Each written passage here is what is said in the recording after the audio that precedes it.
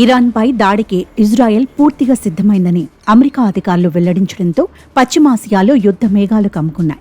ఈ క్రమంలోనే ఇరాక్లోని America స్థావరాలపై Iran దాడి చేయొచ్చని వారు పేర్కొన్నారు. మరోవైపు 6వ రౌండ్ అణుచర్చల కోసం ట్రంప్ ప్రతినిధి స్టీవ్ విట్కాఫ్ ఇరాన్ ప్రతినిధులతో సమావేశమయ్యేందుకు సిద్ధమవుతున్నారు.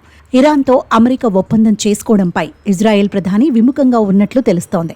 అయితే అమెరికా ఇరాన్ మధ్య అణుచర్చలు కుప్పకూలగానే ఇజ్రాయెల్ దాడి చేసే అవకాశం ఉందని, దానికి ట్రంప్ నుంచి కూడా గ్రీన్ సిగ్నల్ లభిస్తుందని నెతన్యాహు భావిస్తున్నట్లు అంతర్జాతీయ మీడియా కథనాలు వెల్లడించాయి. మరోవైపు ఒకవేళ చర్చలు విఫలమైన వేళ మాపై దాడులు జరిగితే మాత్రం విదేశాల్లోని అమెరికా సైనిక స్థావరాలను లక్ష్యంగా చేసుకుని దాడులు చేస్తామని ఇరాన్ రక్షణ మంత్రి అజీజ్ నజీర్జాదా హెచ్చరించారు. మేము సిద్ధంగా ఉన్నామంటూ ఎక్స్ వేదికగా పోస్ట్ చేశారు. దీంతో ఇరాక్లోని అమెరికా దౌత్య సిబ్బంది, సైనిక కుటుంబాలు వెనక్కి రావాలని ట్రంప్ ఆదేశాలు జారీ చేశారు.